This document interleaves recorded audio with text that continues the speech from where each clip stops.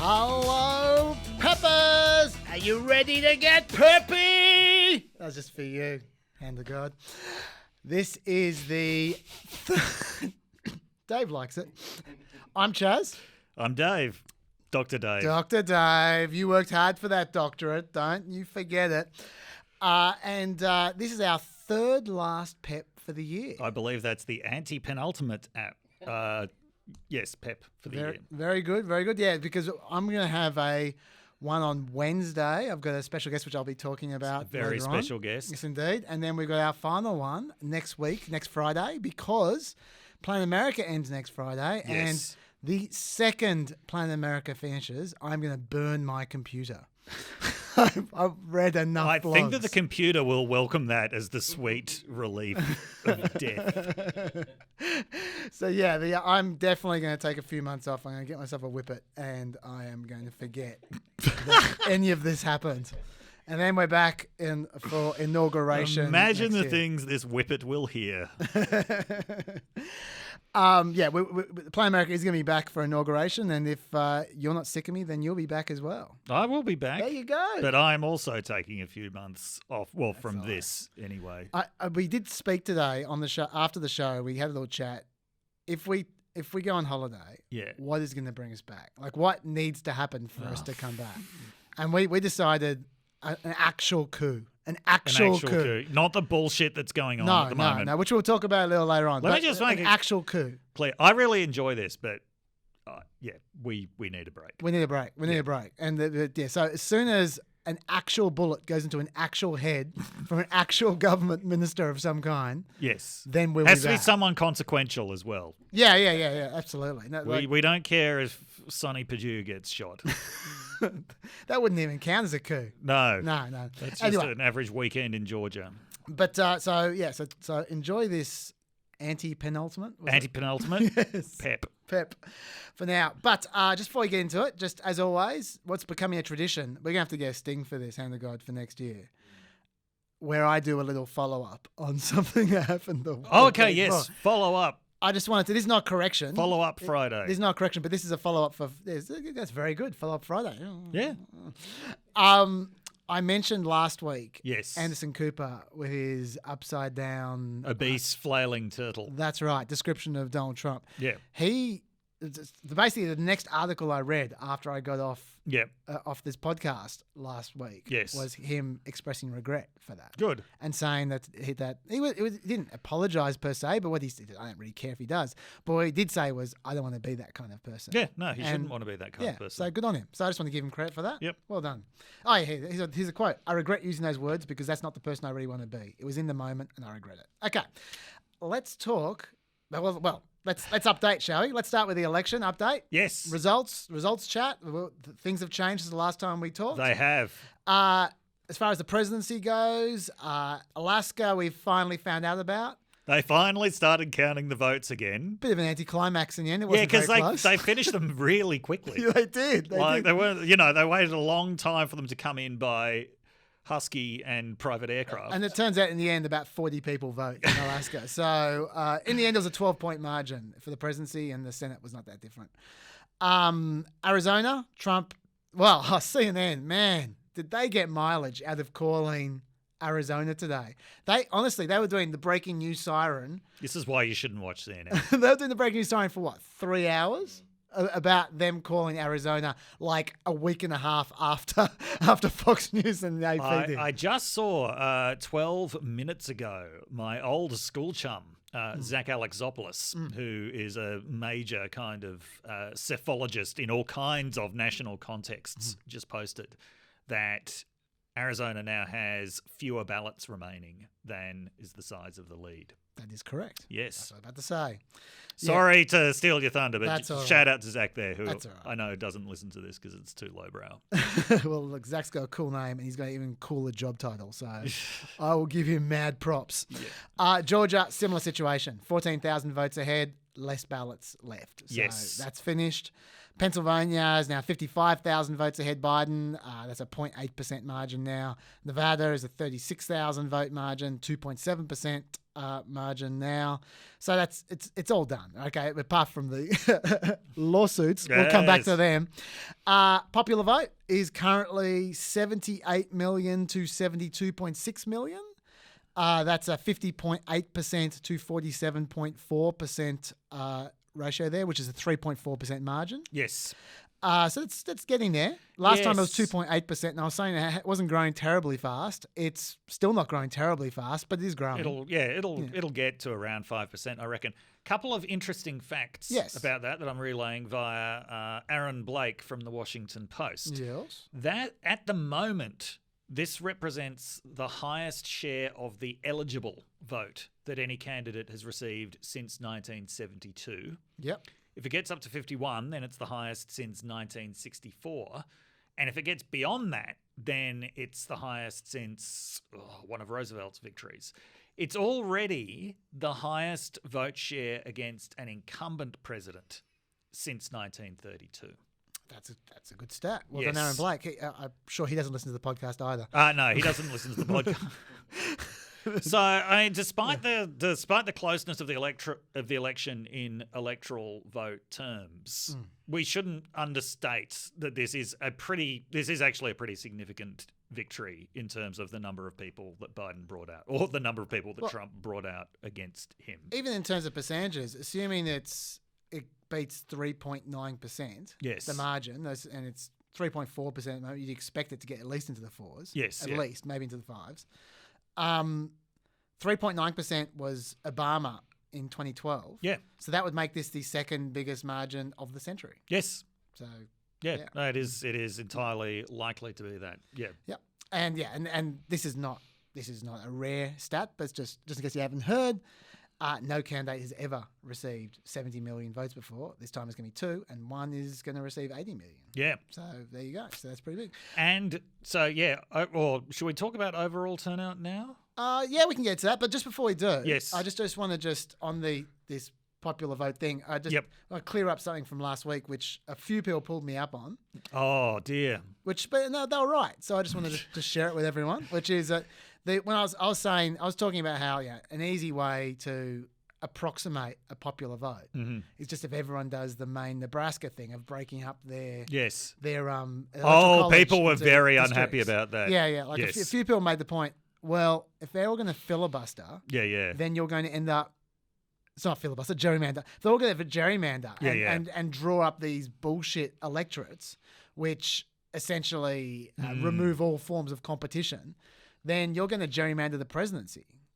And you don't want that. No. So and they're right. So let's have independent commissions. There you go. And then we can do that. Yes. Sounds like the name of a board game. Gerrymander the presidency! ! That sounds like an extremely boring board game. Oh, it sounds like one you would be into. You're right. You're right. I mean, alternatively, an even more boring name would be the independent commissions. That would be a very boring board game. Actually, just before we get to that, I've always been. I know some of the people who listen to this podcast are from America, from overseas. One is from Turkey. Don't think I'm not watching. I can see you there. But for those who are in Australia, I've always been very amused by just how boring the names of TV shows on both Sky News and ABC News are. They're news shows. They always come up with the most incredibly boring names. Like at the moment there's PM Briefing. Who wants to watch a show called PM Briefing? And then there's on Sky News, there are 3 shows called Agenda. Lunchtime Agenda, AM Agenda, PM Agenda. Who at Sky News thinks that people are interested in TV shows called Agenda? Well, they know that no one is, right? Well, they know that their audience is just slumbering like the clown from It in the middle of the day, waiting until the evening kicks in when it gets to feast on the blood provided to it by Sky News After Dark. So they don't give a shit. I would argue if they didn't call all their shows agenda, they might rate more than 2,000 or whatever they rate. More than 2,000 during the day. Staffers in Canberra who've got Sky News on speed dial to complain about bias. Anyway, let's talk turnout. We're getting off track a little. Yes. So we're looking at it's probably going to get to 66% turnout. Yeah. Which is 66.5 is the projection that I've said. Would be really nice if it got to 66.6. So that will be... For satanic reasons. No, for so we can say 2/3. Okay, sure. I wasn't even thinking of that. So that will be, whether it gets that high or not, already it is. This is the biggest turnout of what we might call the voting rights era. Right. So last time turnout was that high, the eligible electorate was much smaller. It didn't include women, didn't include Asians, technically included African Americans, but in practice did not.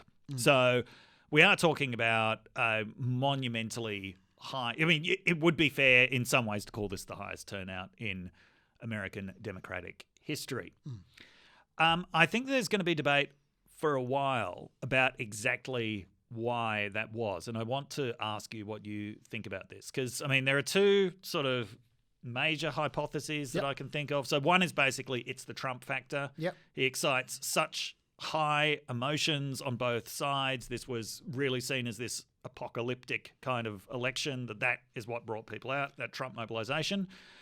Or is, and I mean, I'm not saying these can't both be factors, but I wonder what you think is more important. Or is it just the way that access to voting was expanded in this election? If mail ballots had been this widely available in previous elections, would we have seen much higher turnout in previous elections? Look, I think the mail-in ballots help, but the fact is 2018 had historically high turnouts as well, and that wasn't a mail-in ballot election. Right. Yeah. So I think it's definitely not specifically the second option, even though that does help a little. Yeah. I think I'd take actually a more general version of the first one, right, which is I don't think it's just Trump. I think what it is that if the story of this era, when it's written, is going to be called hatred. Yeah. It's about hatred. Yes. And that's what drives America more than anything at the moment, who you hate.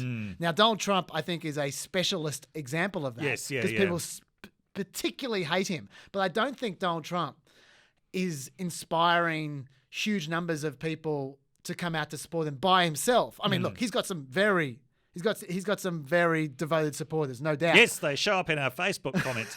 By the way, Malcolm Roberts' Facebook page is generally not considered a credible source on US election law. Yeah. Someone cited that? I missed that. Yes, yeah. Don't know who it was, but someone did if you're into admiralty law and other facets of what sovereign citizens believe is the true base of the legal system, be our guest. But I think basically what's happened to inspire turnout is it's a two-step process. First step is Democrats have been particularly motivated because they hate Trump so much, and nothing motivates Americans like hatred. Yep. And then Republicans have been motivated because they hate Democrats so much, and they know they need to respond to the huge groundswell from Democrats. And so I think so it's in 2018. It took Republicans by surprise a little bit. Yep. The Democrats swamped them with hatred. And then by 2020, the Republicans going, no way, Jack. Yeah. We hate you even more, so we're coming in. I think so that's what I think's going on. Purely reducing it to hatred might be a bit simplistic. Like, that's what I do. As I've said, I think the Black Lives Matter mobilization earlier in the year was huge. I wouldn't reduce that to hatred. Anger, yes. Sense of injustice, yeah, but not just hatred. But I do agree negative partisanship is a very important thing. To add some more evidence to the idea that it's not just the expansion of mail-in voting, I suppose if I were to ask students how would you test that as a hypothesis, one thing that you could do is, because there's a lot of variance in that between states, have a look at the states and see what happened. And I mean, you'd need to do this systematically, but just at a quick glance, Texas had one of the biggest increases in turnout and also one of the most restrictive regimes around mail-in ballots. Texas wasn't a knife-edge state, even though it was considered to be in play either. So that would be another strike against the idea that it was just mail-in ballots. I've got another state, which as soon as you said that, I thought, oh, let's check this out, which is, I'm just loading up here, which is Oregon. Which already had 100% mail-in voting. Okay, yes. So the mail-in voting obviously wouldn't affect it between 2016 and 2018. Wouldn't. This is a great hypothesis test, Chaz. And the answer is the last presidential election, they had a turnout rate of 80.3%, which is pretty high. And this, in this one, they already beat 80.3%. This was dated. I mean, I don't think we. This is election day. Wow. On election day, they'd already passed it. I don't think we entirely can. I mean, I think that mail-in voting does help.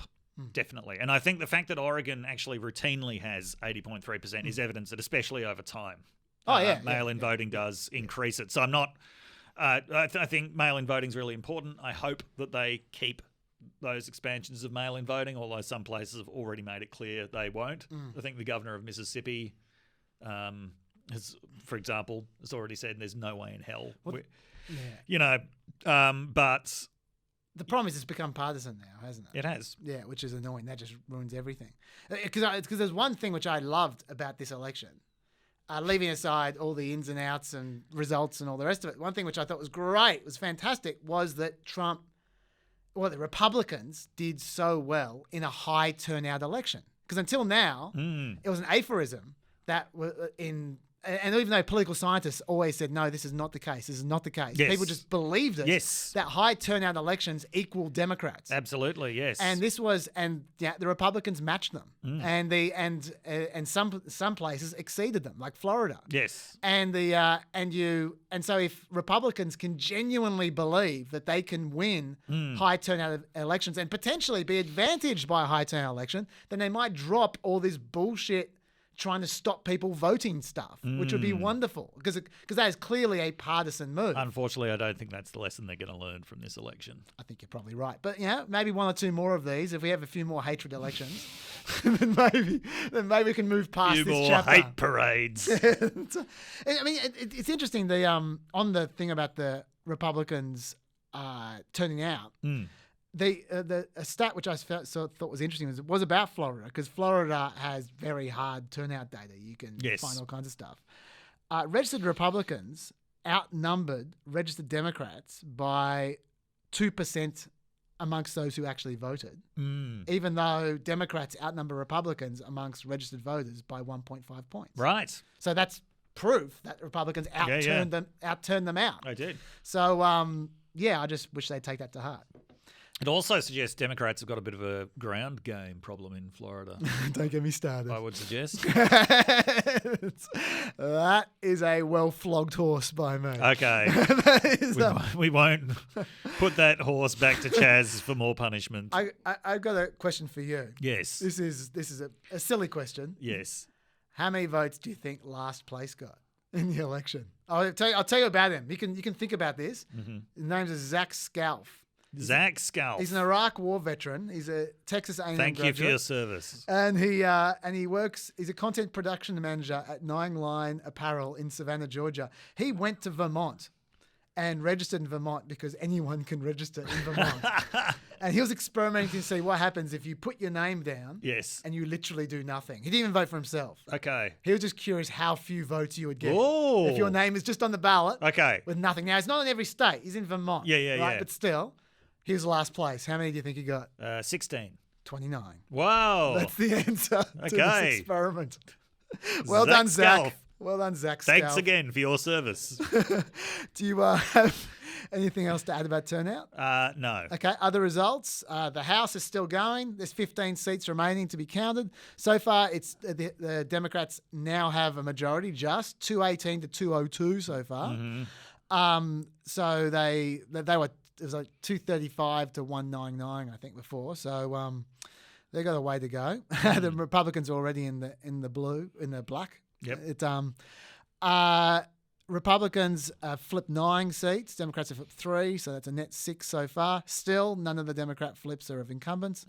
The vote percentage is a 2% margin 50.3 to 48.3. Wow. And in the 15 seats to the left, Republicans lead in 12 of them. Now, some of those are ultra-thin margins. Yes, yeah. But, yeah, it's potentially the Democrats might end up with a 6-seat majority, which would be a bit of a disaster because there are 8 people in the new expanded squad.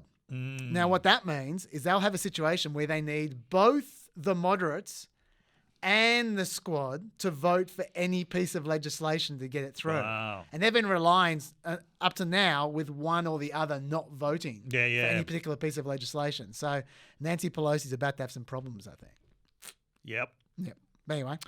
And also, I mean, the generic congressional ballot then must have been quite significantly off. If we're talking about a 2% margin in the end, I was seeing like 6% margins. I'm going to on. Are we going to say generally about 4% off is the overall sort of global offness of the polls this time around? Well, that's funny you say that. I mean, look, I'm going to do the numbers on next Wednesday's show because I want to wait as long as possible for final results. Yep. And that's as long as possible before we take a holiday. So I'm going to do a wall on this. But I think largely about 4% sounds right. That's what Nate Silver was running an argument, which I don't think even he was convinced by, where he was saying basically the polls are around 4 points off. And that's really over history what on average polls are off by. So really they didn't perform that badly. There's a bit of goalpost moving going on, isn't there? I think there might be. One of our historical problems is poll aggregation. You know, when did it come to the fore? Which 3 elections? 2004, 2008, 2012. Yep. 3 elections where the polls were not exactly right, but they're pretty so good. close. Yeah. Yeah, in each case. And the errors that were made didn't matter because it was about they just didn't quite get the winning margin correct. That's when the Nate Silvers of the world came to prominence.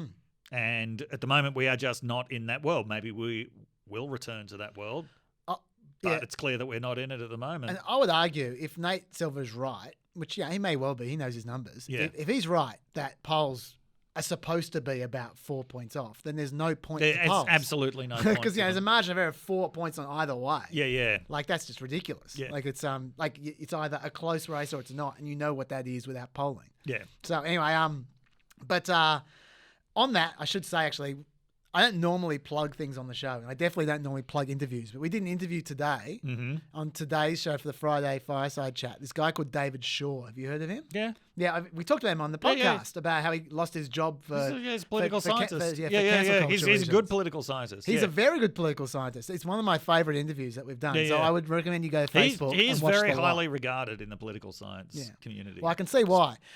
We talked to him for like 19 minutes. We cut down to about 8 for the show, but go to Facebook, watch the whole interview because every single question he was great. And basically his theory is that what is going on with the polls, and he also is of the view that 4 points is not good enough. No. But his theory is that what is going on is not the shy Trumper thing because he's saying you can tell when people are lying. Yes. He says there's ways you can tell. Yeah. Right. So the idea of them lying in polls is not credible. No. He said, but what he thinks is going on is that that we've increasingly over time seen there's a certain kind of person who doesn't respond to polls, and those people are people with low trust. Yes. Generally. Yep. And those people, they're everywhere. There's all kinds of people with low trust. But he said, but it just so happens that in the last 4 years or so, guess who people with low trust vote for? Absolutely. They vote for Donald Trump. Yes. And they just don't respond to polls. Yes, absolutely. And he said and normally you can wait for this stuff. You can go, okay, we're not getting many educated people. Then we just wait for education. Absolutely, yes. The problem with these guys is they exist everywhere. Yeah. And it's very, very hard to wait for this category that exists amongst all demographics. Yes. It's very hard to measure when they don't answer the poll in the first place. Yes. And so that his view is that they are messing around with polls, and it's very hard to solve. Yeah, not consciously messing around, but they are messing the polls up. Yeah. Also, and I mean, I think that's a very important insight. And also, this is, Trump's support is partly a product of decades of institutional destruction of trust, which Trump himself has accelerated, whether it was as a conscious strategy or not. Destroying trust in everything helps Trump. Just on on the house, before you leave the house, this is an interesting stat, which was that Republican candidates for the House in Pennsylvania actually received 117,000 more votes than their Democratic counterparts across the seats in exactly the same election with exactly the same voters that Donald Trump received like 60,000 fewer votes. So that's 170,000 vote turnout. That's quite large. Yeah. And it's interesting because that really shows the split ticket. Yes. But it's also interesting because it just shows how bullshit all this voter fraud stuff in Pennsylvania is, because they would not do that. If they were doing the voter fraud, they wouldn't be ticking Republican in the lower seats. Oh, that's what they want you to think, though, Chaz. But yes, it is bullshit. Yeah, but anyway. It is also a testament. Trump did slightly underperform the Republican Party in this election, which I'm not sure how many Republicans are willing to say that out loud, that's a possible lesson from this election, but he actually did underperform the Republican Party. Just hold that. Let's mention the Senate first, and then we're going to go into more lessons we've learned from this election. Okay. There's a few more, I think. Lessons we won't learn. Yes. That's right. The Senate is at 50-50 now. Yes. When I say 50-50, I mean 50-48. Sorry, it's at potentially 50-50. Yeah. It's at 50-48, so the Democrats need both the Georgia runoffs. Okay. Which not in my view, this is just objective truths. As I'm about to tell you, that is what all this coddling of Trump is about. Absolutely, from Republicans. Absolutely. That they don't want him to capsize the runoffs, right? Because he totally could. He could absolutely. If he wanted to. I mean, they're just coming out and saying it. John Thune, the number 2 in the Senate, said, quote, direct quote, "We need his voters." Yes. He has a tremendous following out there. Right now, he's trying to get through the final stages of his election and determine the outcome there. But when that's all said and done, however it comes out, we want him helping in Georgia.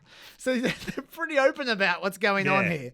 So and they just know the possibility that he won't help at all, that he'll actively hinder, is just so high because he just does not give a shit about anything else. Yes, that's right. Yeah. Having said that, they've got...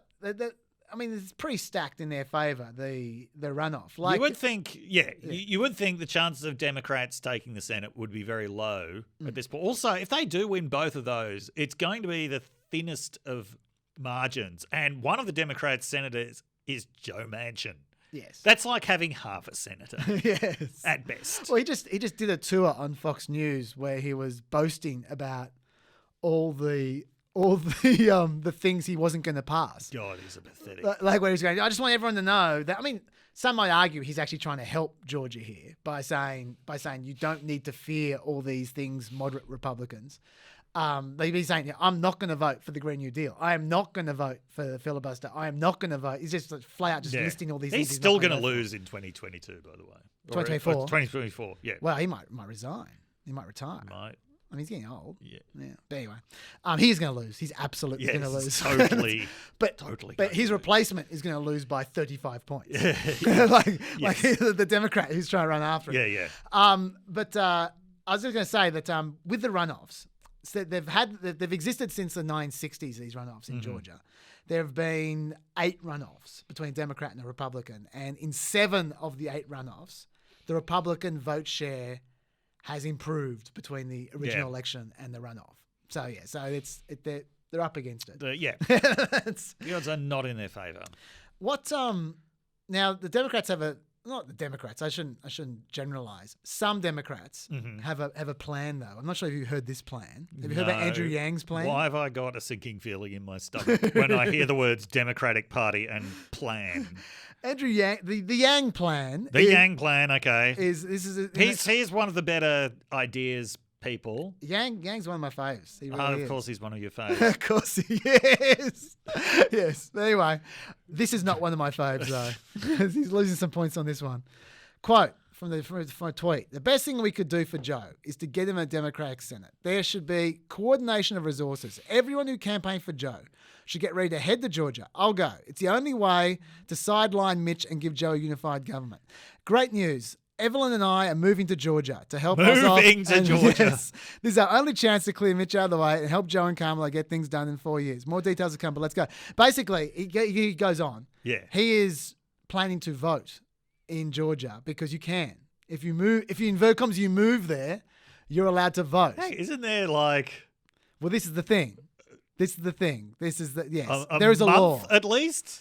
There is no time. There is no time. There is no time. Wow, it's like buying a gun. Yeah, there is no time. You can just go there and just say you've moved there. But they are very, very, very awake to the possibilities of fraud here. Yeah. And it's obviously it's obviously a felony to vote if you are residing in the state briefly with the intention just to vote and then move away. They've got a specific law for this. That's right. So that is great. So Andrew Yang, if he look, maybe he's not going to vote. Maybe he's just going to help out. And then, but he definitely suggested he was going to vote. You just read out a quote where he said he was going to move there to vote. I mean, maybe he's planning to move there permanently though. Like Georgia is an increasingly popular destination.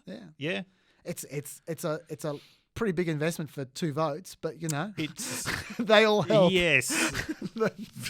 Anyway, I don't know how many people are going to do this or try this, but there's a lot of people who are saying they're going to try this online. A lot of people online saying they're going to try this. Yeah. Look, I am.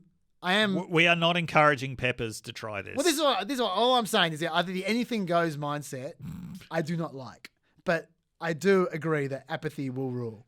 So people are not going to move to Georgia, hopefully.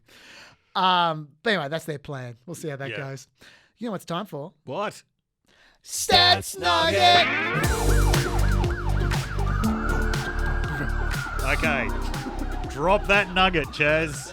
This is just my final election stat before we move on to theories and conclusions. Mm-hmm. All right. In 2016, the 2,584 counties that Trump won generated 36% of the country's economic output, whereas the 472 counties that Hillary Clinton carried equated to the rest, 2/3 of the nation's aggregate economy. Okay. This year, Biden won 5 more counties, 477 counties, and it's 70% of America's economic activity. Whereas Trump's 2,497 counties represent 29% of the economy. That is serious stratification. That is very serious stratification. So, yeah. But we have to remember there's serious stratification within counties as well. That is true. Within some counties, anyway. That is true. Yes. Anyway, that was Stat Nugget. Let's talk conclusions. What kinds of things have you concluded from the last week and a bit with regards to the elections? Like new thoughts, new ideas you've had? Look, I am still reluctant to make sweeping conclusions because the quality of the data that we're going to get about the election will improve over time, and I think that we need to see that. To go back, though, to something that we were talking about earlier in the week, which is the racial breakdown of the vote. Now, we talked about how, early exit poll data is not very reliable on this, but there's another way in which I think Republicans are missing a key lesson, right? So, okay. Let's say that the exit poll was correct on this, which says that Trump's black vote was up to 12% from 8%, that his Latino vote was up to 32% from 28%. Okay, so 4% each way. According to that exit poll, black voter share increased from 10% to 13%. And Latino voter share increased from 10% to 13%. Yeah. Are Republicans actually doing the maths on this? That those rather marginal gains that Trump made with those groups are massively overshadowed by increased share of the voting population among those groups? Doesn't matter if you're getting 4% more of that group than you used to. If that group's voting share of the population has increased by 30% and you're still losing either 3/4 of them or 9/10 of them, you are fucked, right? So increased voter share of the population, that is nothing. So your increased share of that demographic is nothing compared to that demographic's share of the overall voter population. That's why I think there's been this ridiculous focus on, someone even used the term Trump's building a rainbow coalition. Even if you accept which maybe he did get up to 26% of the non-white vote. The fact that the non-white vote was quite a few points more this time than it was last time, that did him in.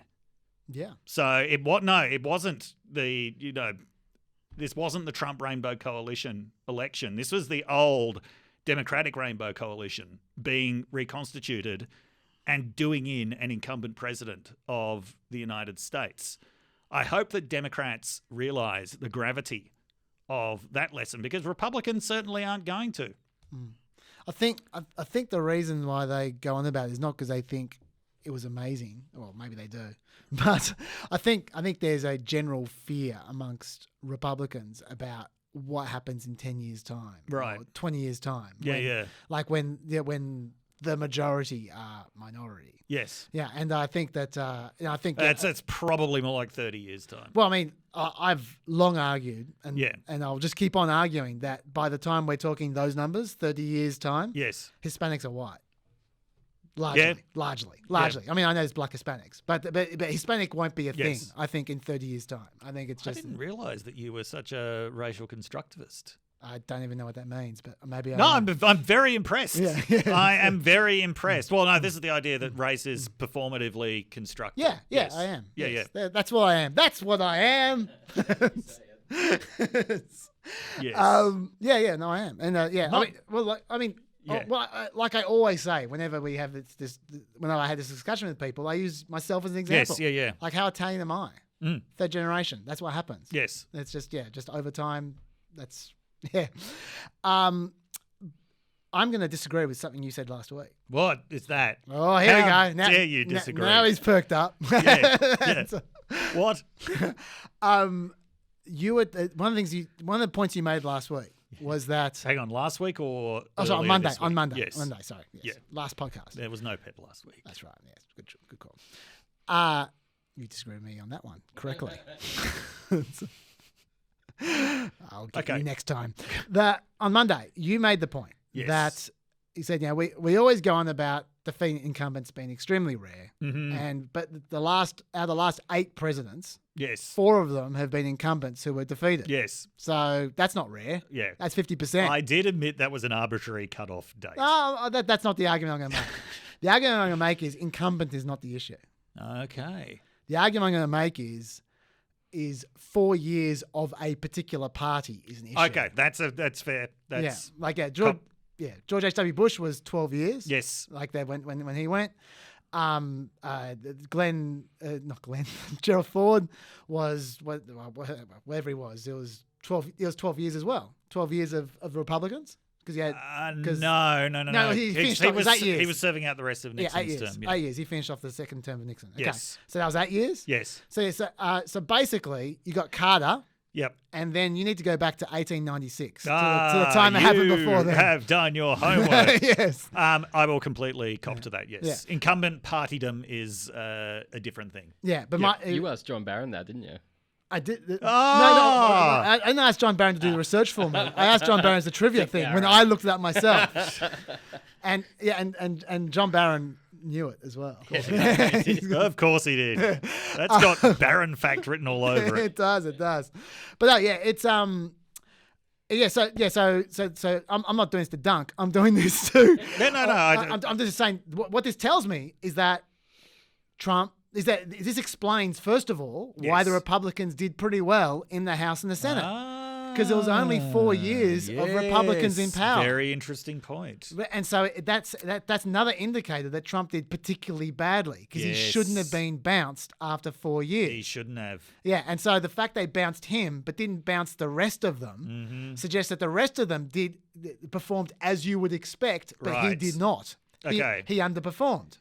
And so does that suggest that last week when we were saying COVID didn't matter, we may have been, which was another thing we got taken up on in the comments? Look, I'm still waiting to see the exit polls. Yeah. Because I think that will tell the tale. But I personally, I think I overstated that too much last week. I think it probably did matter at the margins. I personally am of the view. What I said when you said that was that I'm not sure that the illness itself necessarily had much of a role, but I do think the fact that it affected the economy, I think, would have had indirect. Because there's no doubt if if COVID didn't exist and America was not in a recession now, which it may well have been anyway. Yes. But if it wasn't in a recession, then man, it would have been pumping, and that's what Trump would have run on for sure. Right. Yes. The whole year would have been, oh my God, look at these stats. Yes, that's true. Yeah. So that alternative universe did not take place because of COVID. Yes. So that's where I think it's relevant myself. But anyway, but I do think, regardless whether it was COVID or otherwise, Trump underperformed. Yes, absolutely. And that is my completely evidence agreed. For that. Yep. Another thing which I think we shouldn't forget, in terms of things occurring as you would expect, like Republicans and senators performing as Republican House and Senate performing as you would expect them to perform, and Trump not performing as you expect. Other things that, when you look at it, think, okay, what happened in this election? If we just follow the trends of 2016, 2018, they kind of match up largely.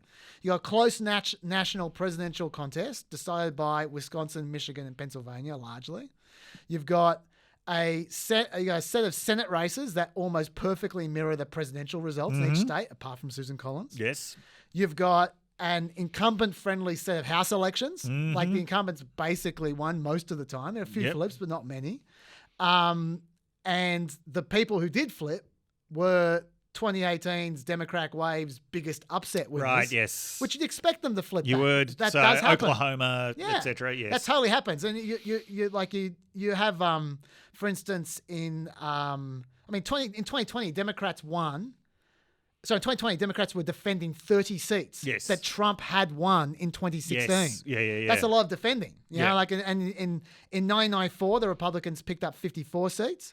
Then when Bill Clinton was re-elected in 1996, they lost 3. Yes. In 2014, the Republicans gained 13 seats. Even though they won the election in 2016, they still lost 6 seats. They did, yes. Like there's a natural ebb back. It's just slightly. There is. And that's what kind of happened. So I do feel like we might be... Oh, yeah, and also it continued the Democrat shift into metropolitan areas, taking over metropolitan areas, and Republicans into rural areas. That was already happening. Yep. So I feel like, in a way, we can overanalyze what happened in the House and go, oh, what did the Democrats do wrong? When actually it just turned out as you'd expect it to turn out. Yes. Like, if you forget Trump for a second, absolutely, and just focus on the House and just alone, it all kind of worked out like I think you'd expect. Yeah. That's what I'd suggest. Another thing which I was thinking about as well was that, and I'm not the only person to say this. There's a few people online who mentioned this, not on our Facebook page, just generally online, that Biden's message really did create this kind of outcome as well, potentially. Like, in that his message was basically smashing Trump over and over again, leaving other Republicans alone. Yes. Saying, other Republicans are fine. You're They'll come great. around. Yeah. It's just this Trump guy. And in fact, his whole message was, I'm going to get along with the other Republicans. Me and the Republicans, we're going to be great mates. So what a surprise. The result of the election is Biden with a bunch of Republicans. The Tom Friedman outcome. So it's now I'm not saying that obviously. Yeah, no, you're right. Yeah. I mean, I certainly don't think that would have hurt. That's all I'm saying. Yeah. And the other thing, which I'm not sure I necessarily think this, but I'm just sharing it with people. There's a theory out there that the polls may have hurt the Democrats down ballot a little bit. Oh, okay. Like the poll errors in that GOP internal polling apparently showed that when voters assumed that Biden was going to win the presidency, Democrat candidates started to not perform so well against Republican candidates. Interesting. Like okay. there was a bit of a slipping of their position there. Interesting. So that may have been the result of polling. I don't know about that, but I'm just throwing it out there.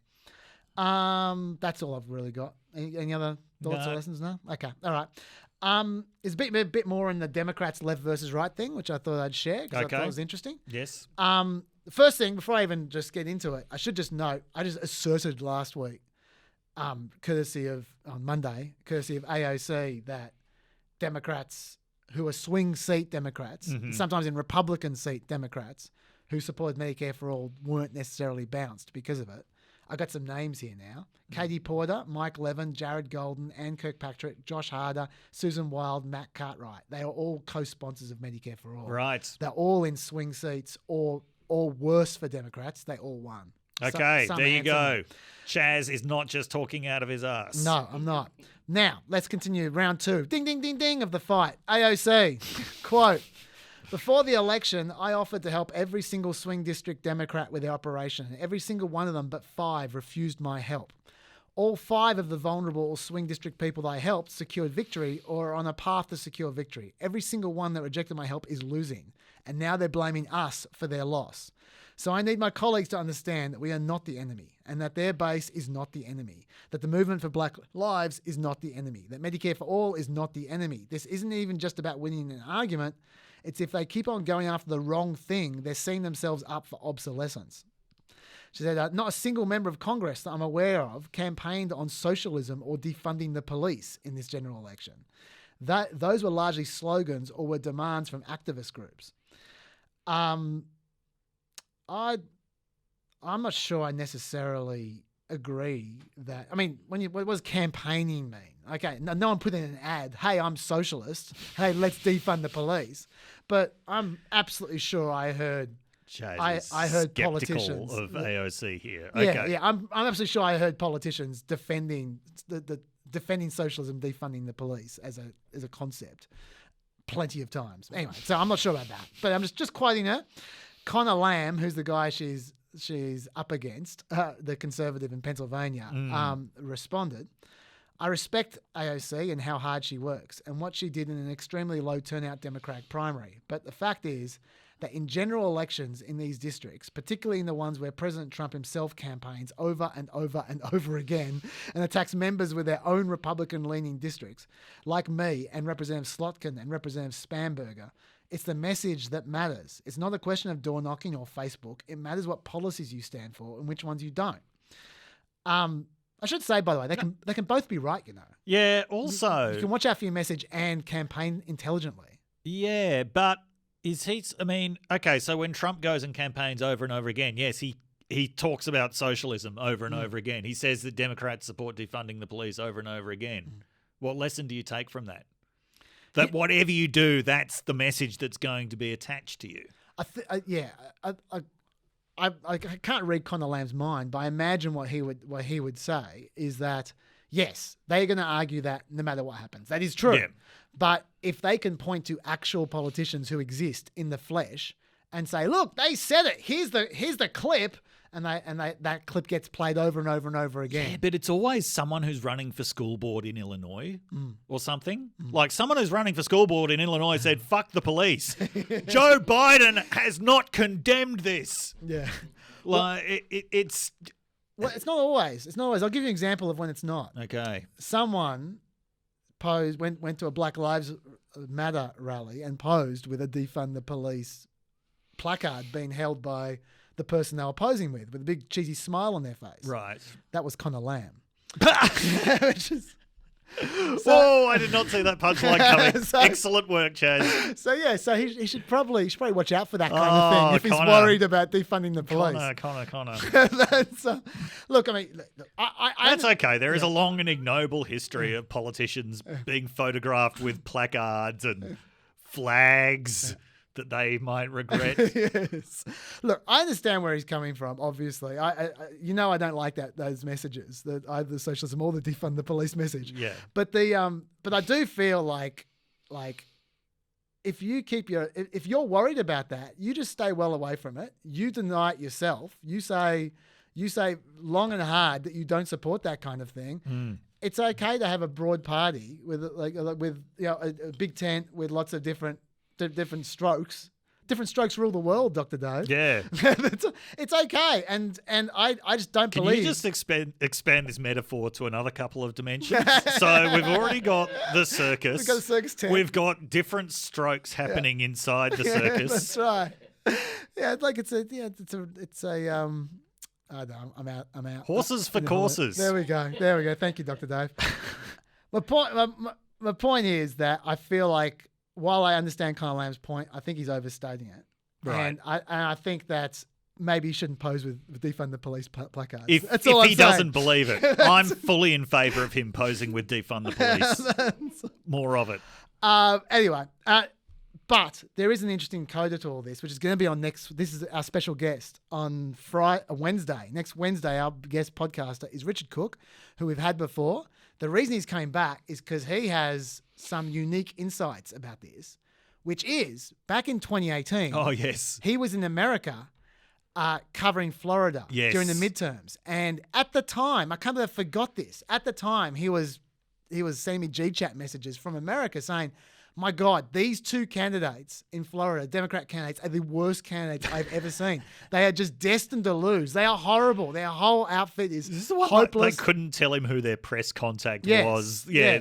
Anyway, I'll get him to talk you through it. But essentially... I saw a Twitter thread about this before I took myself off Twitter. Yeah. Essentially, he was saying Shalala and McCassell Powell were appalling candidates with appalling campaigns. And...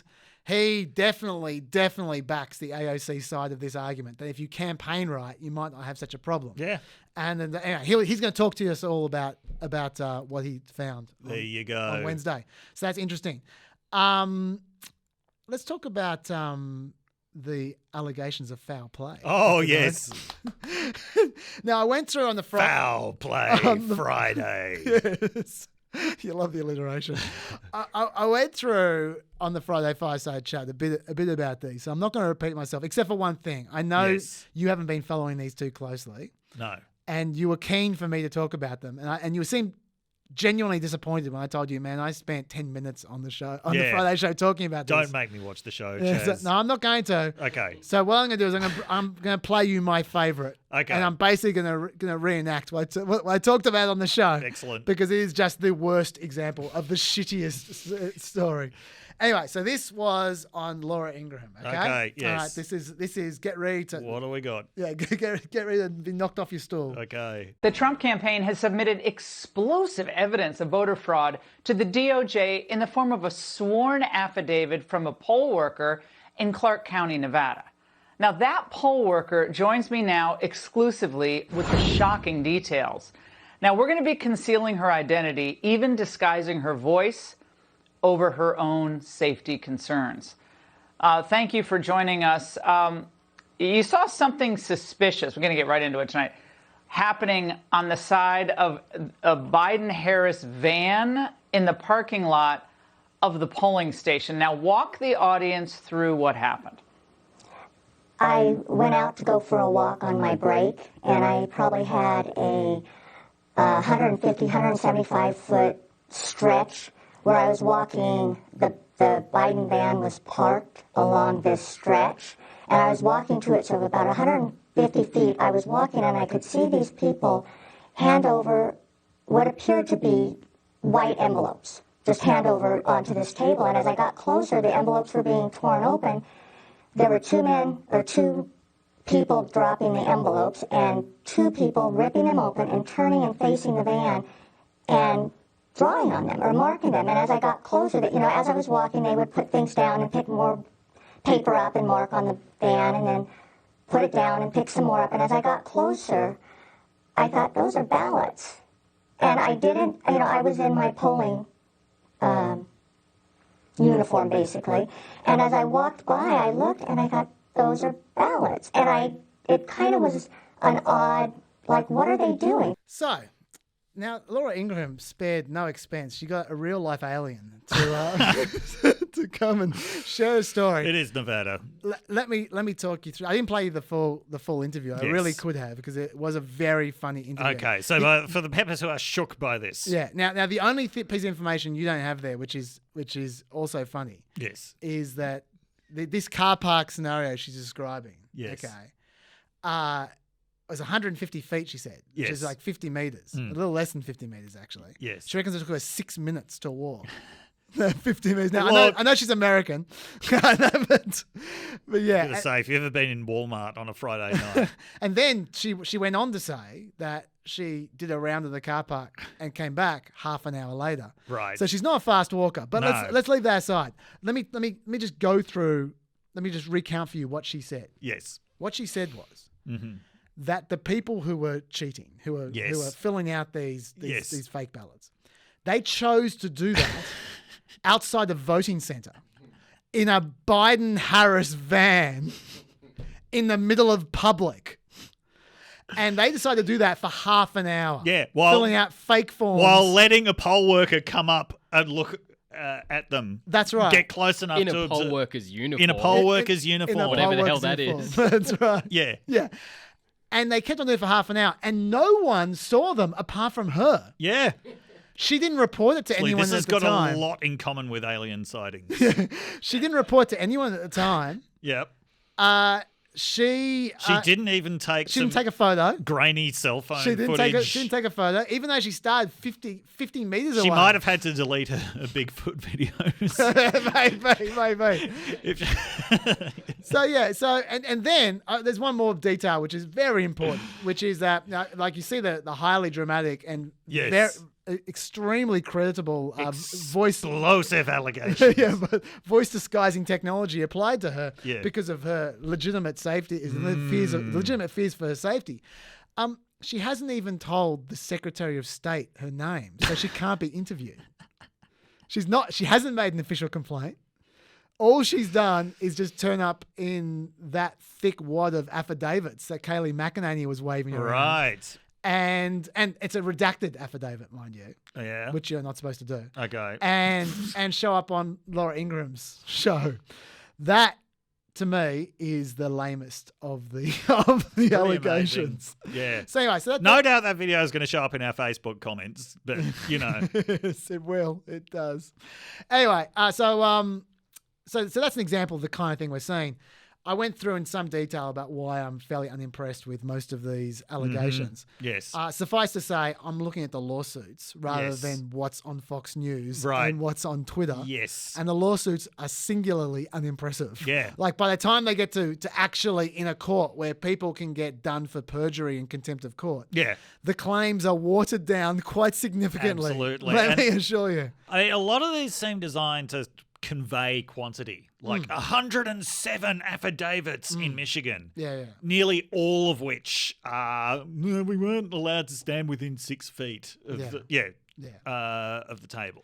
Anyway, so look, these are very dodgy claims, and it's not helped, I think, by the fact that Dan Patrick, the Lieutenant Governor of Texas, is offering $1 million worth of bounty. Yes. As a reward for information that leads to voter fraud arrests and convictions. So if the crazies weren't going to come out before, they're certainly coming out after that. And wasn't James O'Keefe offering $25,000 per? Probably. That does sound O'Keefe. Yep. And I already mentioned about the fact that Trump actually earned more. Well, actually, even in Philadelphia. Yes. He earned more raw votes in 2020 than he did in 2016. Yes. So it's not very good rigging if it's been rigged. It's not. But yeah, you have this absurd situation where I spoke about on the show that you have people talking about how the Senate results are fine, but the same voters are fraudulent at the presidential level. Yeah. Like, leaving that aside, you had this absurd situation where all 8 members of Georgia's 2021 House delegation wrote a letter demanding the resignation of the Georgia Secretary of State, who's a Republican. As well as the 2 senators. Yeah. And the thing about that is that not only did they not give a reason what we supposedly did wrong, but leaving that aside, they're talking about their election. Yes. Like they're the ones who just got elected. So they're saying their election was fraudulent. That's what they're saying. Yeah. Like it's just... Anyway, the part of the problem, I think, is I don't know how much conservative media you read, but I read a lot of it. I can tell. And have you ever read Gateway Pundit?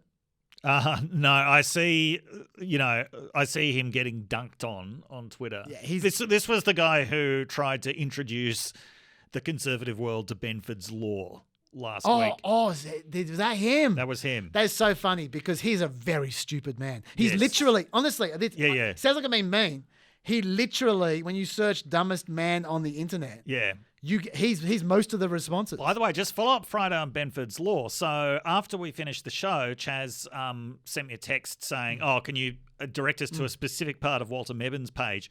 Between us recording the show and Chaz sending that text a couple of hours later, Walter Mebben had written and uploaded a paper on why Benford's Law wasn't actually showing any irregularities in this election. The man is a machine. He would walk into seminars and job talks and things at the university, sort of stalk in, sit at the front, ask the first question, which would absolutely devastate whoever had just spent 45 minutes giving this talk, and then just walk out. He was a destruction machine. And when he turned up to destroy, he came in a Biden-Harris marked van. Anyway, okay. Well, I want to read you an entire Gateway Pundit article. Please do. So you can know special Friday afternoon treat. So you can know the level of information that some of these people like. Gateway Pundit breaks a lot of these kinds of stories. Trump retweets him all the time, right? Okay, this was an article written by the original Hasn't Gateway he got Pundit. White House press credentials now? It did in 2017. Doesn't anymore, I don't think. Okay. This was an article on the day that Joe Biden was declared president by the networks. Right. Okay. Yes. And this is just for you, Hand of God, because I know you like this one as well. Headline: Trump heads out to golf as Biden's hopes to become president fade despite his amazing charisma. Okay, that's the headline. I know. Okay. One too many clauses. Already off to a great start. I understand. Yep. Okay. What I'm about to read you is the entire article. I have not left out a word. Okay? Yes. All right. Article, I say in inverted commas. President Trump tweeted this out this morning before he went to play golf. I won this election by a lot. Of course, Twitter felt the need to censor this tweet by the President of the United States. They're doing that a lot lately. President Trump is assured of a victory when all of the real ballots are counted. Democrats made 4 major mistakes this year. 1, they gave their criminal plot away when they acted so nonchalant about their senile candidate who could not fill a parking lot for a rally. 2, they underestimated President Trump's massive appeal and did not steal enough votes in their original plan. 3, they overcompensated with obvious ballot dumps of hundreds of thousands of votes only for Joe Biden the night after the election. 4, now they expect Americans to just take it and shut up about it. Joe Biden will never be president. That's the article. That was an article. That was the article, yes. Now, I know what a Facebook comment looks like. Yes. I deal with them all the time. Yes. That is a Facebook comment. That is not a news article. Yeah. But actually, it's not a Facebook comment because it had lots and lots of pictures. That's the only difference. But the words were a Facebook comment. And this is where this shit comes from. Like, these people is where this shit comes from. Yes, yeah. It's so disheartening. And it works. Like, let me read you some polls. Morning Consult. Following Biden's victory, 70% of Republicans now say they don't believe the 2020 election was free and fair, up from 35% before the election. By the way, of course, Democrats go in the opposite direction. 90% of Democrats now say the election was free and fair, up from 52% before the election. So pathetic. YouGov, 86% of Trump voters say that Biden did not legitimately win the election. 79% of Trump supporters are only a little or not at all confident the election was held fairly. 81% of Trump supporters said that not only was this election marked by fraud, but it was extensive enough to influence the outcome. 62% think Trump's lawsuits think the lawsuits that the Trump campaign has announced will change the outcome of the election. Don't know about the rest of them. I guarantee you the last one's not going to happen. I have some bad news for that 62%. So it's really, really worked, this whole campaign, as far as convincing Republicans go. Although, remember what I've said before about the expressive function of polls. That is fair. That is fair. Isn't necessarily that people actually believe that. That is what they are choosing to express. Yeah, that's fair. To the pollster.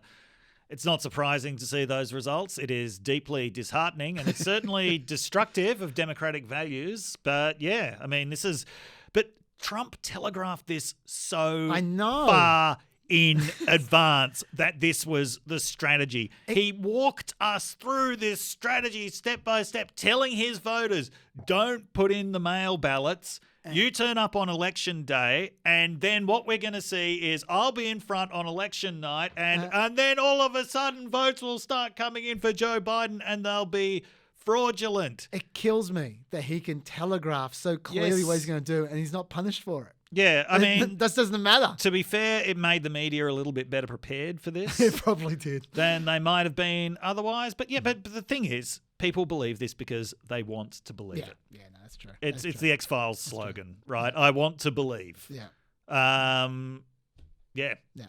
Well, the other thing from today's show, which I want to share on this podcast, is that it is all over next Monday anyway. People have been talking about, like, as if this is going to go on forever. It's not going to go on forever. No. Because their entire logical construct, I know they're going to change it, but their entire logical construct up to now has been the media doesn't call elections, courts call elections, the states call elections, all the rest of it. Courts don't call elections. Yeah, whatever. Apart from in 2000. Whatever. But that's their argument, right? Yes, yeah. The fact is, it all ends next Monday because a week from today, Georgia certifies its results. Yep. Monday after that, Pennsylvania and Michigan certify their results. Yes. That's 270 electoral votes. Fuck off. That's it. Yes. Finished. Right. So, by the way, okay. And then, so just for everyone else, yes. Arizona is a week after that, November 30, and Nevada and Wisconsin are December 1. Yes. Yeah, go on. By the way, we also need to discuss some of the more far-fetched scenarios that people are coming up with. Sure. About, could state legislatures overturn the result? results? Let's talk about that. And something that people have got very excited about is, and I can't remember who, I think it was Mark Levin, sort of first said this, look at the Constitution. He screamed it. It is the responsibility of state legislators alone, no governor, no secretary of state. I'm making him sound way more dignified than he is. To determine who the slate of electors are. And also, if we remember that article by Barton Gelman about sort of panicky scenarios, perhaps this could happen in Pennsylvania. We've got one Pennsylvania legislator saying on his Facebook page, we should do this. There were other Pennsylvania legislators saying there needs to be a legislative-led audit, blah, blah, blah. Okay, let's actually clarify what the Constitution says. Yes, the Constitution gives states the responsibility for deciding how the slate of electors from that state is chosen. That is not done on an election-by-election basis. What that means is it's the state legislature that makes the law according to which electors are chosen under every state law, that is, whoever wins the majority of votes in the state, with the exception of Nebraska and Maine, where they have the congressional districts involved as well, right? So to do that would require actually changing the state law. Which would require the governor to agree, and the governor is Democrat. Yes, governor is in all the relevant veto states. it. Even if they could change it, I'm sure it would be constitutionally challenged if they were doing that shit after the election. Yes. So that's not going to happen. Okay, so what... Can I throw one more thing in there while you're at it? And that is, if we're talking about Pennsylvania, which we usually are with this, that even under the state law in Pennsylvania... Yes. The person who was assigned the role of certifying the final statewide vote count is the Secretary of State, who's a Democrat. The person who's assigned the role of certifying the electors chosen by that statewide vote count is the governor, who is a Democrat. The actual legislature has nothing to do with it. Absolutely. Yes. So that brings us to these issues of secretaries of state, who in most states, with one very important exception, which we'll come to in a minute, have responsibility for certifying the election. Now, in the key states that we're looking at, so yes, in Pennsylvania it's a Democrat, Katie Bookvar. In Arizona, it's a Democrat, Katie Hobbs. And she has almost complete control over that process. The only requirement is she has to do it in the presence of other officials who will be Republicans. But judging by what we've heard Republicans say in that state, look, the people who have constitutional responsibility for running an election, even if they're Republicans, they're actually not welcoming these claims that they've done such a terrible job. So, yes, in Georgia, it's a Republican, Brad Raffensperger. He's telling them, fuck off. He should resign. He should resign. Fuck off. Yeah. And he's making this big display of, I'm going to have all of these votes recounted by hand. It's going to be like that scene in The Simpsons with the recount of the 2-vote class election. I demand a recount. 1 for Martin, 2 for Martin. Yeah. Now, okay, the one state where things could possibly go haywire, although it is not likely, is Michigan. Hold it. It's the Michigan Corner. Okay, keep going. Now, the reason for this is Michigan, as in so many other respects, is different. There, it doesn't get certified by the Secretary of State. It actually gets certified by a bipartisan electoral board. This is, first of all, at the county level, because you have everywhere, it's counties who have to certify things first, then at the state level. Now, one of the reasons why people are getting a little bit excited about Michigan at the moment is because one of the Wayne County board, a Republican on the Wayne County board, has said it's way too early to certify the results, which is raising Republican excitement that he might not. Now, he would still be outnumbered 3-1 on that. So, and also what I suspect that he's saying there is let's wait for all of the lawsuits to play out because there are so many of them in Michigan and they're all such bullshit. But there's at least a theoretical possibility in Michigan that it could end up with the state board deadlocking because these boards are 2 Republicans, 2 Democrats, in which case then it actually would go to the state legislature, which is Republican controlled. But the Speaker of the state legislature, a Republican, tweeted, "Whoever gets the most votes is going to win this election, period."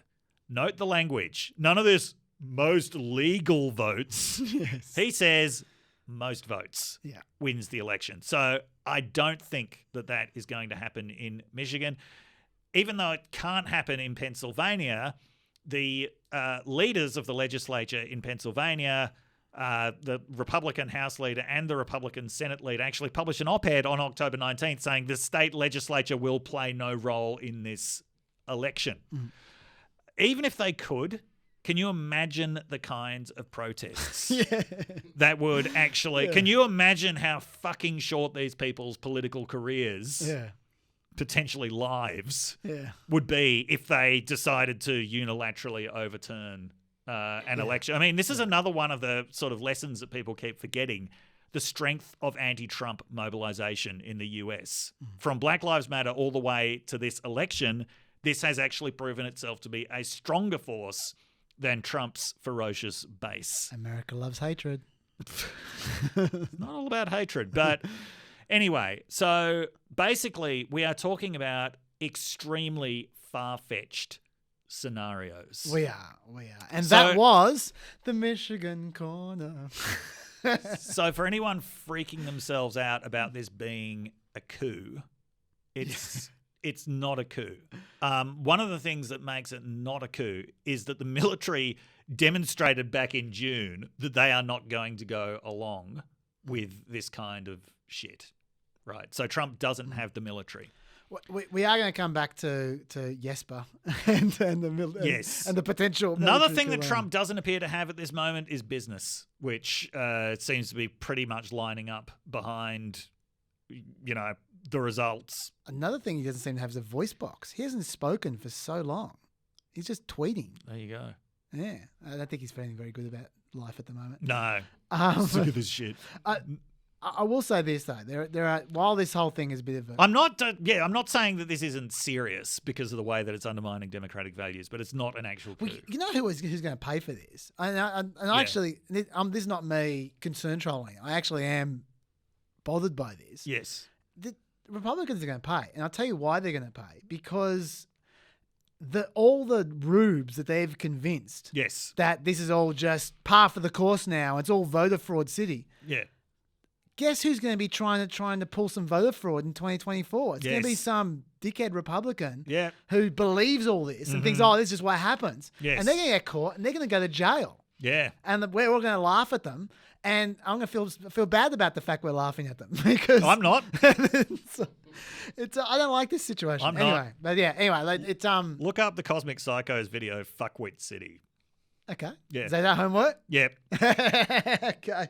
Yes. All right. That's the theme of all of these challenges and their consequences. I will say this though. There are two positive things we can take out of all this lawsuit stuff. Okay. Yes. What's that? Apart from entertainment. Yeah. Apart from that. Number one, this is to me the ultimate sign, and I've got to admit I was wrong. How many times how many mail-in vote segments did I run in the last 3 months? Yeah. Right? About how awful it was all going to be, how terrible it was, and all the stupid laws and all the rest of it. I still reckon some of those laws are stupid. But the fact is, this is clearly a well-run election because you have millions of people trying to poke holes wherever they can. Yes. And this is what they come up with. They Yes. come up with voice disguise woman. That's what they come up with. Right? And so it's clearly that's the best they can do. This must be a pretty well-run election. Like, it's really been run through the ringer as far as trying to look for flaws. Yeah, right? it has. And so I'll give credit where it's due. They did well, especially given the primaries were a complete schmozzle. They were. So there's a lot of states that deserve some credit for There pulling you together. go, states. So there we Chaz is giving you a big pat on the back. I am. So that's one thing. Yes. And if they are going to consolidate mail-in voting in any way, shape, or form, they now have the blueprint because it worked. It did. Contrary to what you might think from Twitter, it actually did work. It did. The second thing is that this is all worth it, in my view, for one clip only. What's that? And this clip is a very funny moment. It's the lamest attempt to avoid a question I have ever seen. Okay. This is from the king of avoiding questions, Mitch McConnell. Enjoy. Mr. Leader, can you tell us, have you seen any evidence of election fraud that you think might overturn the election results? All right, folks, let's wrap it up. Thank you very much. All right, guys, let's go. Come on. All right, guys, come on, let's go. All right, thank you. We're done.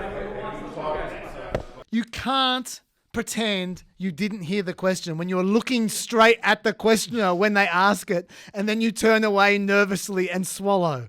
It doesn't work. I'm sorry, Mitch. Really needs some Curb Your Enthusiasm music. He has never been more turtle-ish Yes. than he was. And I know I just had a go at Anderson Cooper for calling Trump a turtle, but that was Mitch very McConnell as turtle-ish. turtle is a long-established trope. We So that was worth it. are running out of time. Yeah, we got a little bit. Don't we? Yeah, we've got 23 minutes. Yeah, that's right. Okay, Yeah, I'm keeping yes. track. And so, I want to one more thing about elections before we move on to transition and the defense stuff Yes. is because there isn't too much happening really. I want to talk about this push for unity in inverted commas. Oh God. in that Biden's been talking hard about bringing people together. This always happens, obviously. Yes. After every election, there's nothing new about that. Biden's into it, but yeah. But I want to. Well, first of all, I just want to just note that not everyone is pushing for unity. Have you seen the Trump Accountability Project? No, I haven't. Yeah, it started by an Obama staffer and a Buttigieg staffer. I'll read their website. The world should not forget those who, when faced with a decision, chose to put their money, their time, and their reputations behind separating children from their families, encouraging racism and anti-Semitism, and negligently causing unnecessary loss of life and economic devastation from our country's failed response to the COVID-19 pandemic. Okay, so what are they talking about exactly there, you might ask? Like, well, who are we talking about here? The tabs on their document list have the following categories: campaign staff, administration, appointees, donors, law firms, endorsers, and denouncers. Which is interesting. Look, well, first of all, let's ask your take. What's your take on this kind of thing? This kind of post kind of attempt to make lists of people who we're holding responsible. I don't like. Because there's different arguments. I certainly don't like seeing the rehabilitation of people who were real enablers in this process. The law firms thing is an ethically tricky one, right? Because it's a basic idea of the legal system that everyone gets their day in court. And Lincoln Project's running ads against Jones Day, which is the law firm that the Trump administration is using for these lawsuits. Yeah. Yeah, I mean, I don't know how I feel about that because, everyone's got a right to legal representation. But, certainly, I wouldn't be going after, this was an election fueled on a massive wave of small donations. I wouldn't be going after the small donors either. This was an extremely heated heated election. A lot of people put their money where their mouth was. Major donors is a basically all the big enablers, the people who really kept Trump afloat when he would have sunk otherwise. I don't know about campaign staff. I think there's plenty more sort of culpable people at much higher levels in the actual administration. Yeah, I think that I don't think we're too far apart actually. Like, first of all, I would definitely single out law firms as problematic because that it is such a thing about law, about legal representation, that they're supposed to represent unpalatable people. Now, Yes. I know this is a cash exercise for them. I know they're making lots of money, but regardless, when you break down that norm of going people for who they represent, then you know the pedophiles aren't far behind. Yeah, like it's just there's going to be not going to be long before it's people who aren't very powerful at all that we're talking about. Yeah. So that I single that out as being a real problem. Other than that, I'd say, like that list I'm sure that made the people feel good when they wrote that list, but there's very few people who are responsible for all those things. I think you should hold people responsible for what they're responsible for. Yeah. I think if there's a Homeland Security person who was significant in the separating children from their families, sure, hold them responsible for that. They made the decision about what they were prepared to do and what they weren't prepared to do. Yeah. But you don't hold them responsible for anti-Semitism because they had nothing to do with anti-Semitism. So you hold the person responsible for what they're responsible for. Stephen Miller can be held responsible for a lot. Yes, yes, he can. Yes, he can. And so so I'm not all about turn a new page. We're all forgive and forget. I think people should be held responsible for what they've done. But I just don't like scapegoating people because they're on the wrong side. Like you draw an arbitrary line, go, okay, they're on the right side, they're on the wrong side, and we hate all the people on the wrong side. Like that's my problem. Yeah. But anyway. Well, also, there are too many people on the wrong side. Yeah. Frankly, like there's no way that society could move when it's a 51 to 48 split or 52 to 48 split. There's no way that you can move forward without having some kind of giving up on the recriminations. Yeah, and especially because there are obviously no perfect people. If you want to hold everyone responsible, and this is what I'm actually going to get to in a second. Actually, I'll just keep on going.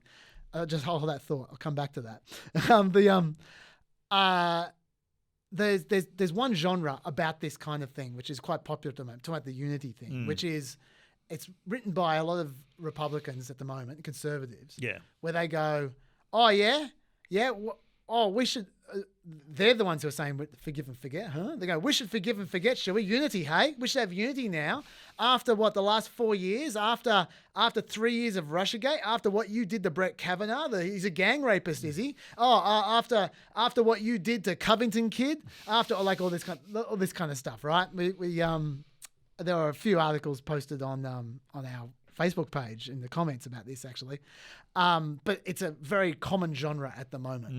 And now I understand that Republicans at the moment, they're going through, for want of a better word, a grieving process, which everyone goes through when they lose an election. Yeah. They act like a dick for a while. Everyone does. All right. So that's fair enough. But but just the logic. There are stages other than denial, That's right. That's true. Well, not all have reached grieving yet. Yeah. but for me, there's a really important point I'd like to make about this kind of thing, which is that it's so easy when you're being partisan, to dehumanize your opposition and say, they're all the same. They all did that. They all did, and this is why I brought those lists first. Yes, yeah. They all did the whole list of things. Like the Democrats did this, the media did that, not this journalist did that, right? Or this person did that. The Democrats did, the left did this, the right did that. Like and both sides are very big on basically just grouping the entire other side as just being all responsible for everything that happened on that side. And I can't emphasize enough that so many people are doing that now, and there is no progress possible in a society when you're doing that. Yep. Because there's always going to be some dicks on the other side. And so everyone is guilty if that's what you're doing. And I don't know what we do about it. I mean, from Biden's case, in Biden's point of view, people are blaming Biden for the Covington kid. He didn't have much to do with that. I'm not sure how Covington kid is going to be fine, by the way. Yeah, I'm sure he is. I don't know how we get past it because I feel like that kind of mindset is just so common now. It just destroys any chance of any constructive political activity. Do you have any thoughts about? Not much to add to that. No. Okay. All right. Before we move off elections, you want to say something about Netanyahu? Yes. An interesting little side plot in this election is that Benjamin Netanyahu's political future could be significantly affected by it. So even though, we all saw Netanyahu offered congratulations to Joe Biden and was subsequently unfollowed on Twitter by Trump. Was he? Yes. Oh my God. It was the funniest, most petty thing ever. So incredible. Trump was a very important political ally to Netanyahu, right? Unfollowed. Yeah. He's like 8. Yeah. Now, and the reasons for we know they had this very strong relationship. Jared Kushner had this very strong relationship. Part of what Trump was doing was actually protecting Netanyahu from the right of Israeli politics. Because Netanyahu, for all his talk about wanting to expand settlements and expand Israeli sovereignty, he was actually with Israel's security establishment on this, which is there is going to be hell to pay if we actually fully go in with the military and just fully turn the Palestinian territories into Israel, which is what the far right of Israeli politics wanted him to do. Now, Trump in some ways protected Netanyahu from the far right because as long as Trump was there clearly backing Israel, allowing for impunity on a whole range of things, they were like, okay, that relationship between Trump and Netanyahu was valuable. That's gone now, and Netanyahu is immediately going to come under attack from the far right in his own country.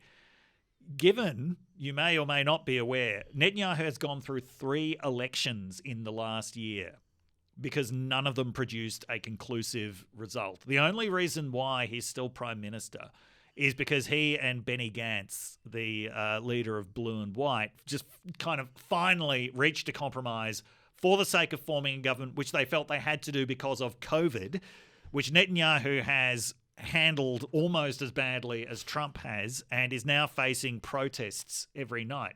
The one thing that was keeping him afloat was the fact that the far right stood behind him. They may not anymore. They might unfollow him. Yeah, they might. They might unfollow him now that Trump is gone. So Netanyahu is potentially in a world of pain. I don't know whether Democrats are going to... Democrats might take a sort of stronger stance against the expansion of settlements. They might do things like open a US consulate to the Palestinians in East Jerusalem. It's probably all going to be very symbolic measures, but it's actually the real problem for Netanyahu now is that he might have lost the support of the far right, which was basically only behind him because of Trump. That is very interesting. Yes. I have one more thought about elections before we move on to the coup, which is what do you remember how we were going to hear about from Kelly and Mattis about Trump before the election? Were we? We were. I kept on hearing. Maybe it's because we interviewed every single never Trumper on earth, and every single one of them on the show. They're pretty overrepresented on the ABC, I have to say. They are. They are like the most overrepresented group in media in generally. Yeah. I don't want to give away too much, but this is a discussion I have had behind the scenes.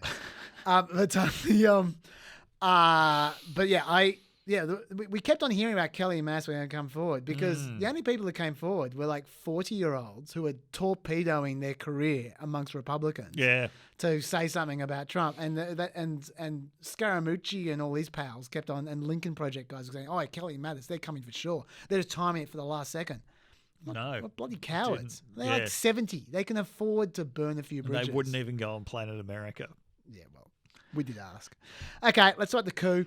The coup. Yes. Okay, so first of all, you got Trump fires Secretary of Defense Esper, appoints someone who isn't actually next in line to be acting Secretary of Defense. That's what they do. The chatter at the time was that it was because he'd opposed the Invoking Insurrection Act back in June. Did. And deploying active duty US troops against protesters. And also that he was helping out to rename Confederate named bases. That's what the media was saying at the time. Yeah. Now, he wasn't saying that. What he seemed to be most frustrated about was the fact that his nickname was Jesper. He seemed to have a real problem with that. Every interview he conducted, he's going, I'm not Jesper. There's a very funny quote where he goes, my frustration is I sit here and say, 18 cabinet members. Who's pushed back more than anybody? Name another cabinet secretary that's pushed back, he said. Have you seen me on a stage saying, under the exceptional leadership of blah, blah, blah, we have blah, blah, blah, blah?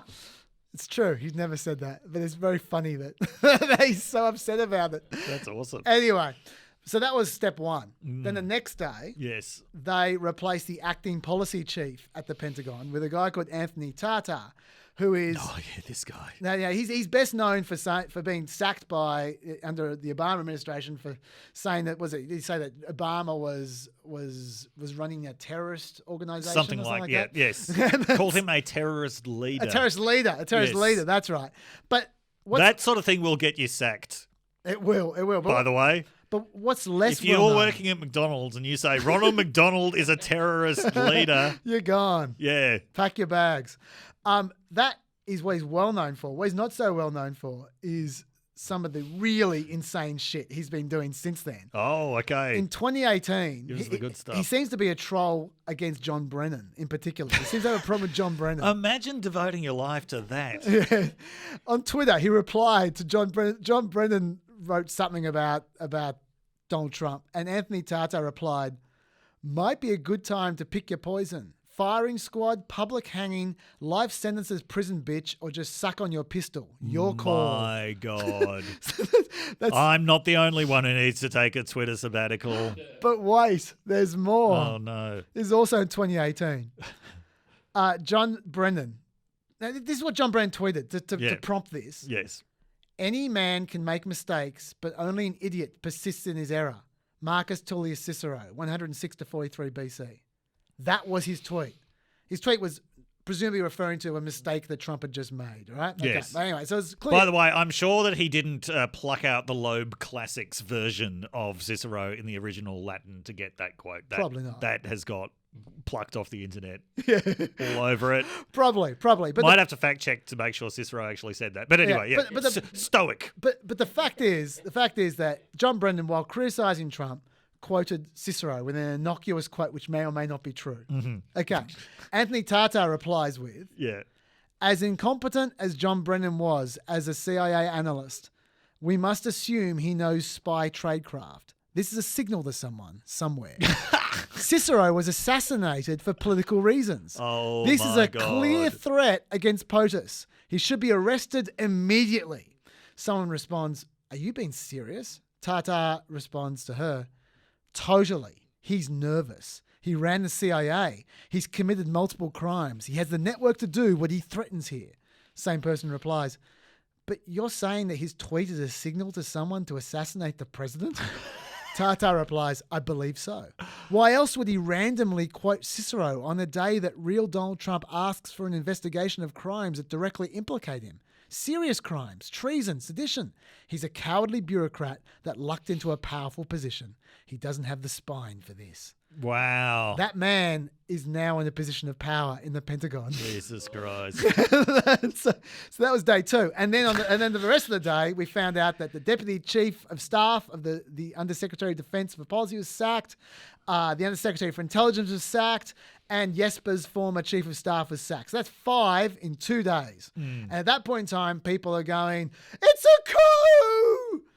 Dr. Dave, is it a coup? Well, it's not for reasons that we've discussed earlier, but it's not good. I mean, this is, Trump is really with every day that he spends in office is just diminishing the capacity of government. Yeah, I'd agree with that. In all kinds of ways. Now, I'm not a huge fan of the Pentagon,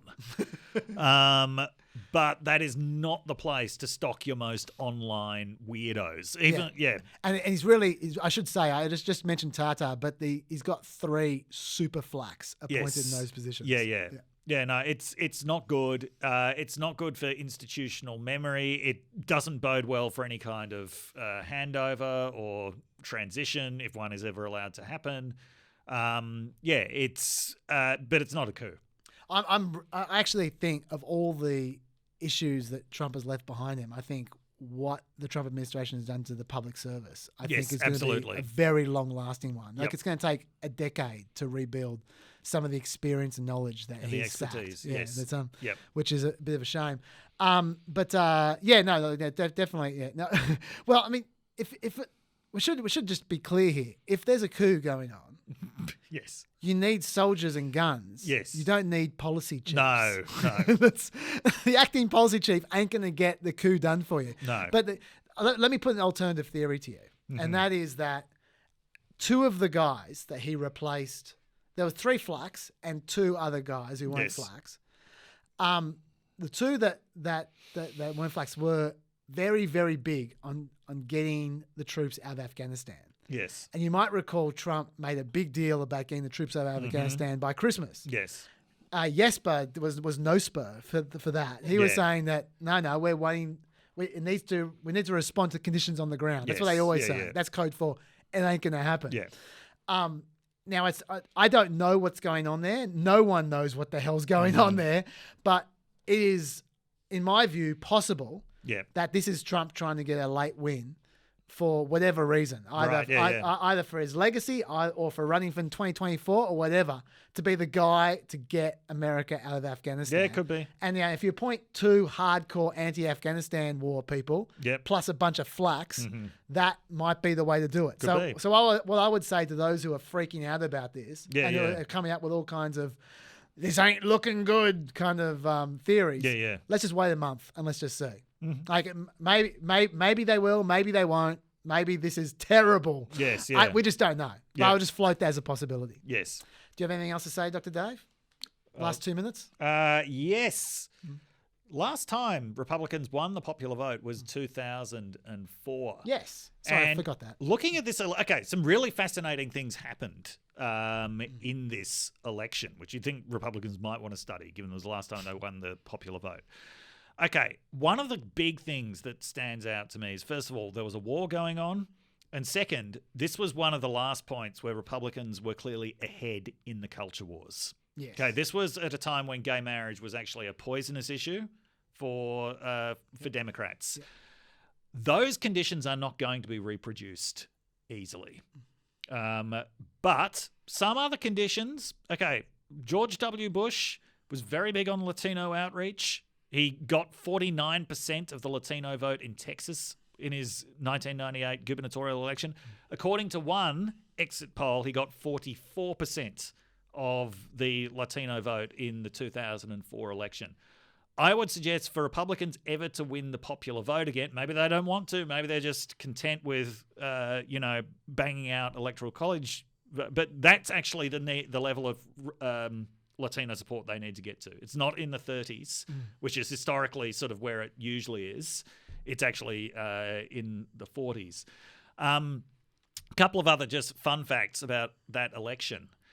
George W. Bush won the popular vote by 3 million, but he would have lost the election if Ohio had gone the other way, and there were only 118,000 votes. So he was almost another one of those popular vote versus electoral college. Yeah. It's one that's largely forgotten. Now, I think the popular vote margin was so big because of the kinds of margins he racked up in Texas. But, I remember being in a football stadium the week after where there were about 115,000 people and thinking, wow, like this is actually what there was in the election. And then the greatest moment in the history of presidential debates happened. Yes. We should have a new segment which we call Great Moments in Libertarian History, because this is definitely one of them. So the Libertarian candidate and the Greens candidate were not allowed into the debates, as is nearly always the case. It was just the two candidates.